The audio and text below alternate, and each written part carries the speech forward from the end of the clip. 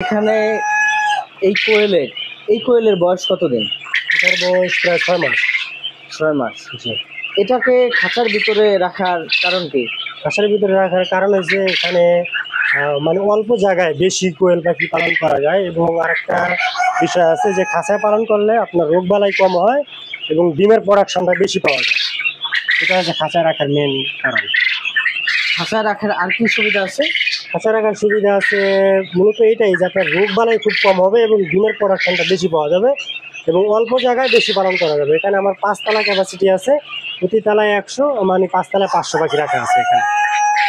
এখানে আমরা দেখতেছি খাবার দিচ্ছেন, পানিটা কোথায় দেন? পানিটা ওই যে অপোজিটে ছেড়ে এরকম পাইপ আছে, ওই অপোজিটে এরকমই। এখান থেকে খাবারটা খেয়ে ওই পাশে গিয়ে পানি ওই পাশে গিয়ে পানি খায়, এরকম এই পাইপ দেওয়া আছে, ওটার ভিতরে যেরকম পানি, এটার ভিতরে খাবার দিচ্ছে, ওটার ভিতরে পানি দিচ্ছে।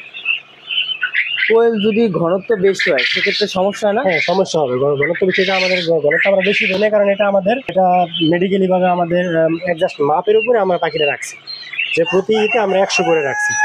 মাঝখানটা পার্টিশন দেওয়া আছে, যে এই সাইডে আপনার 250, এই সাইডে 250, টোটাল 500। এই খাঁচার মধ্যে মোট কত পিস পাখি পালন করা যায়?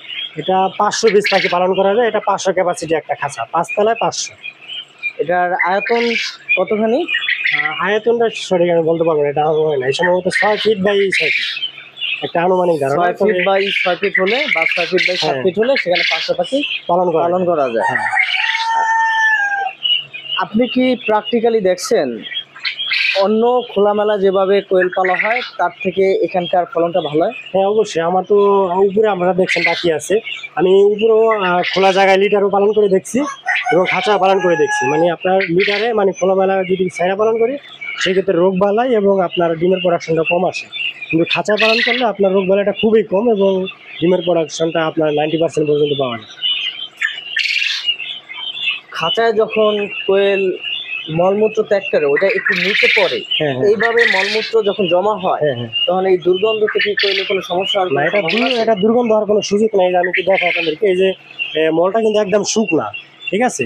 এখানে আমাদের উপরে ফ্যান আছে, একদম শুকনা থাকে। এখানে আমাদের একটা কাজ করি যে আমরা প্রতি 1 দিন পর পর এটা পরিষ্কার করে দিই এবং এইটার মলটা আমরা আমাদের মাছের ঘের আছে ওখানে নিয়ে আমরা দিই, আমাদের বিনা টাকায়, মানে খাদ্য না কিনে আমাদের এটা দিয়ে আমরা মূলত মাছ পালন করতেছি। মানে এক কাজে আমরা 2 কাজ করতেছি আর কি। কোয়েলের এই মলমূত্রটা মূলত কি মাছে খায়? এটা সব মাছেই খায়, কারণ এই কোয়েল পাখি যে মানে খাবারটা খাওয়ার পরে উনি যখন মলটা ত্যাগ করে তখন মানে 3 ভাগের 1 ভাগ হয়েছে হজম হয়, আর 2 ভাগে হজম থাকে না, মানে হজম না হয়ে পড়ে যায়, যার ফলে এটা মাছে খাইলে অল্প দিনে আপনার বড় হয়ে যায় মাছ। আপনার এখানকার 500 পাখি কি সুস্থ আছে মনে করেন? হ্যাঁ, আলহামদুলিল্লাহ। আমার কোনো একটা পাখি কোনো অসুস্থ নেই। আপনারা দেখতে পাচ্ছেন পাখিগুলো খুব চঞ্চল এবং সুস্থ আছে। এখানে একটা ডিম দেখা যাচ্ছে, কিন্তু ডিমগুলো মূলত সন্ধ্যার পরে, আসরের পরে পাড়া শুরু করে। এই যে আমরা ডিমগুলো নিচে উঠায় রাখছি, এখানে দেখতে পাচ্ছেন, এখানে প্রায় 1500-এর মতো ডিম আছে। এটা আমরা আগামীকালকে বসাবো। এটা তো গরমের সিজনে এইভাবে পালেন, কিন্তু শীতের সিজনে আপনারা কিভাবে পালেন? শীতের সিজনে এভাবেই থাকবে, তবে আপাতত যেরকম পর্দা উঠায় রাখছি, ফ্যান চালায় রাখছি, কিন্তু শীতের দিনে পর্দাটা নামায় রাখবো আর ফ্যানটা বন্ধ রাখবো, আর এখানে যে গরম বাতিটা আছে লাল বাতি ওটা জ্বালায় দিব, তাইলে না।